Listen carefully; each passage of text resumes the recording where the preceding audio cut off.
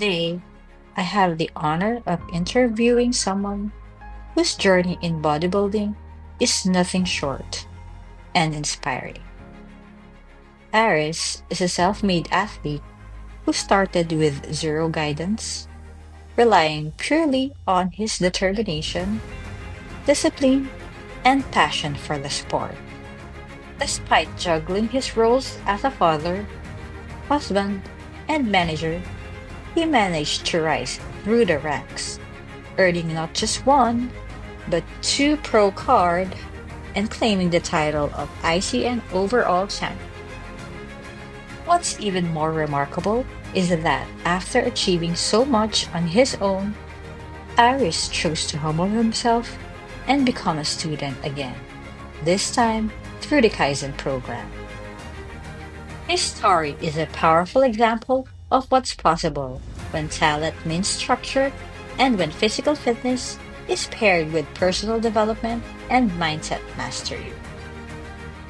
In this conversation, we'll go behind the scenes of his transformation, from the raw beginnings of his bodybuilding career to how Kaizen elevated his performance, mindset, and overall approach to life. Whether you're an inspiring athlete or someone looking to level up your consistency and purpose, Ara's journey has something for all of us. Let's dive in.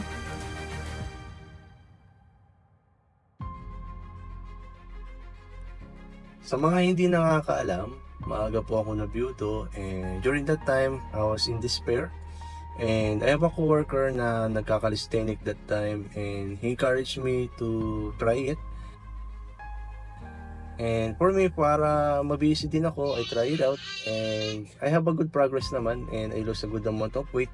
But when I look at the mirror, hindi ako satisfied. Ang payat ko tingnan, lean siya but looks small. Kaya I do a research kung ano yung the best way to build muscle, to have a good physique. And every result is pointing to weight training or going to the gym and lift weights. So then I buy a book called Bigger, Leaner, Stronger and I followed all the workout and diet program and doon na nagsimula. On my first 3 to 5 years, I gained a good amount of muscle and I fell in love with the discipline and sense of control and it became my passion. Then yung mga coaches sa gym, nagko-compete sila noon and they encouraged me to try din kasi maganda daw yung physique ko. So I try it out and ayun, hindi naman din ako nanalo sa una kong show. But after that, I was more fueled and determined to take it to the next level and my competitive mindset is awakened. So I continue to watch YouTube videos, read books, and listen to podcasts all about bodybuilding and apply it to myself and ayun, the rest is history. Hindi siya madali when you are completely self-taught lang, learning only from books, YouTube, and trial and error. But looking back, I'm grateful din for that experience kasi it taught me resilience, accountability, and hunger to keep learning. And now, it also made me realize the value of structure, mentorship, and community na things that I eventually found through Kaizen.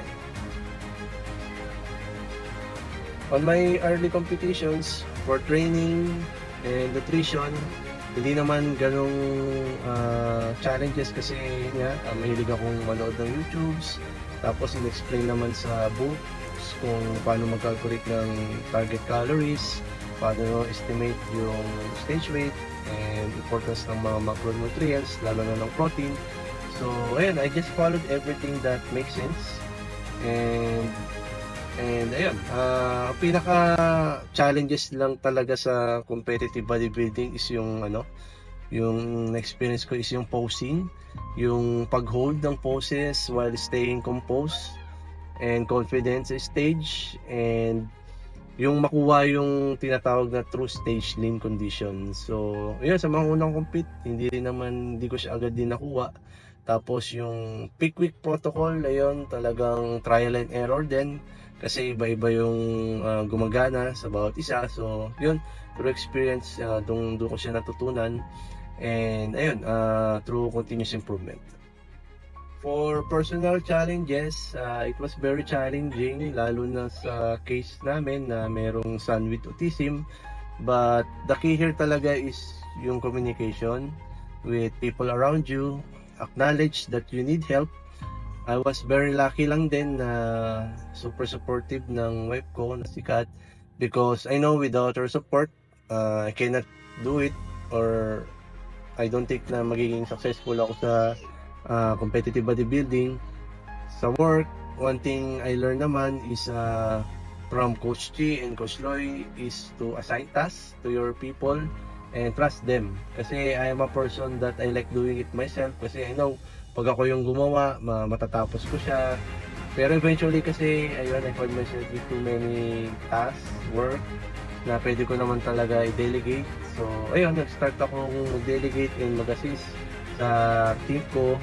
And eventually, I have more time and I can use my extra work to do much important tasks.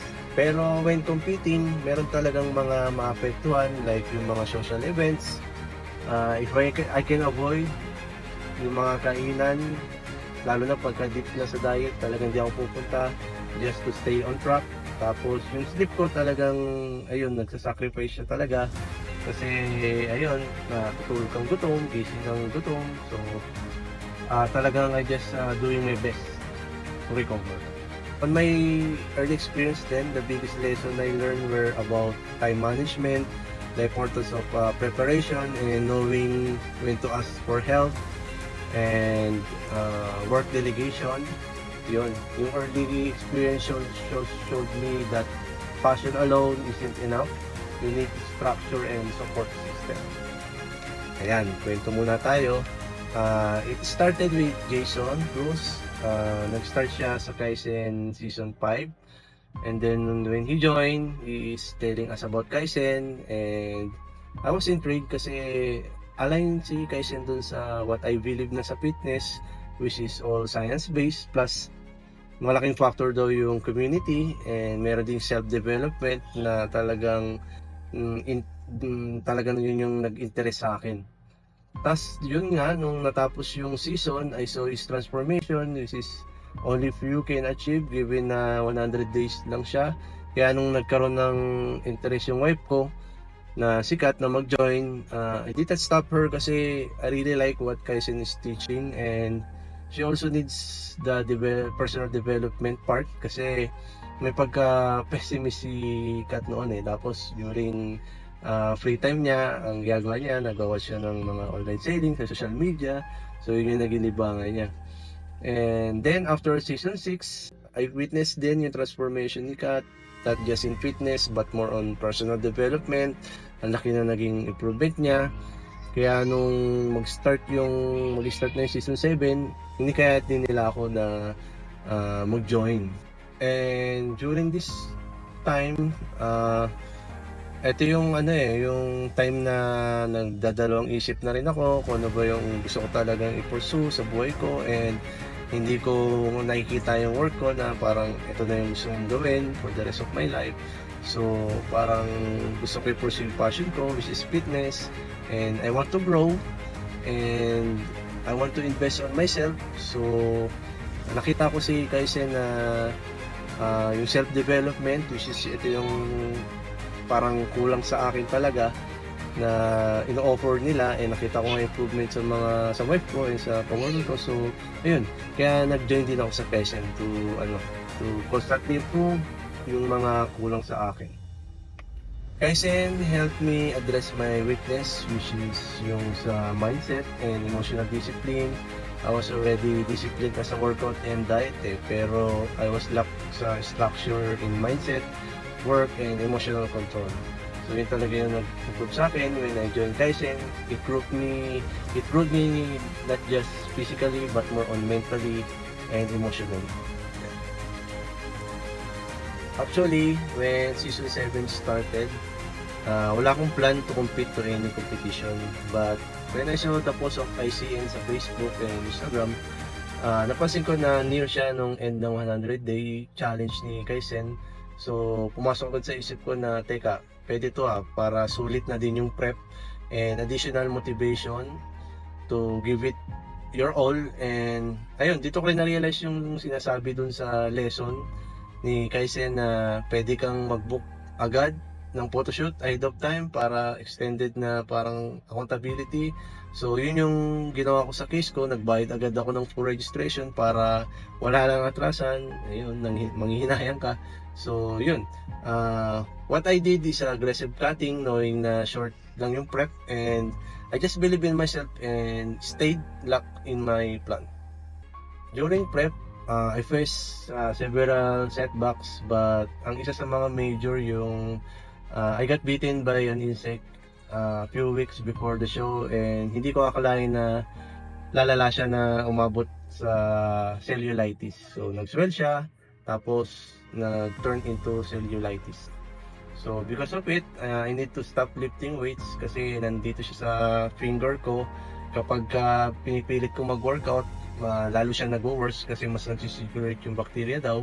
So for 7 days, I need to rest, I need to stop lifting weights. Tapos yun, binigyan ako ng antibiotics, and because of antibiotics, I retain more water. So during that week talaga, hindi ako nag-lose ng weight, plateau talaga ako, and nag-gain pa ako ng ilang pounds. But thanks to the mindset that I learned from Kaizen and my Hijukei clan, I stayed composed and focused on what I could control. So I just added some more cardio and stick to my diet. So yun, and hindi ako nagpaka-stress. And because of Kaizen, I'm on that zone always, champion mindset. Sa competition, I didn't want to just show up. I want to show up and came to win. Yun yung nasa mindset ko lang, hindi lang basta magpakita kundi manalo. And because of the habits that Kaizen teach me, it kept me focused on the winning mindset. Actually, I was not targeting ICN. It's just that na siya yung malapit sa end ng 100 days challenge. Kung hindi ako sumali sa Kaizen, most likely talaga hindi ko siya sasalihan. Sobrang epic nung moment na yon kasi nanalo ako ng 2 pro card, which I believe I was the first Filipino to do that sa natural bodybuilding. And sobrang epic kasi last year ko lang nakita na mangyari din yon sa WNBF Philippines na show. Kasi in-invite kami noon kasi pro card din ako sa WNBF, so lahat ng pro card is invited to watch na walang babayaran. So doon ko nakita na merong isang Indian athlete na sobrang ganda ng condition niya, and nanalo siya sa both men's physique and bodybuilding. So doon talagang humanga ako kasi sobrang hirap ma-achieve nun. Imagine mo, lahat ng athlete sa bodybuilding, lahat ng athlete sa men's physique is tinalo mo. So ikaw yung the best of the best doon sa dalawang category. Sobrang hirap niya, and actually hindi ko nakita yung sarili ko na makakaya kong makuha yun. Pero ayun, by God's grace, nangyari siya sa akin. So sobrang ko nun na-surprise din, and kaya ito yung most memorable fitness achievement ko talaga as of now. Sa totoo lang, it was hindi naman sobrang different yung method na pina-follow ko and Kaizen, since science-based nga kami parehas. Very similar siya. The only difference that I did is aggressive cutting kasi 12 weeks is very short on my condition nung nag-start ako to join the competition, and I usually prep talaga minimum 24 weeks. So to get to my target stage weight, I need to do aggressive cutting. I cut, I lose at 2% per week, which is not ideal or recommended na ROC. Kasi dapat nasa 0.5 to 1% per week ka lang. But ayun, yung isang naging advantage ko din siguro through experience is I know my target stage weight and I know what to do to get there. I just need to execute and believe in myself. But the rest, like protein recommendation, diet recommendation, and workout, it's all similar, the same with my methods. Kaizen taught me the consistency doesn't mean doing everything perfectly. It means showing up even when it's convenient. And I learned to integrate my fitness goals into my life. not separate them from my role as a father or a husband. I start doing daily check-ins that keep me accountable, like self-affirmation and meditation, and at the end of the day, journaling.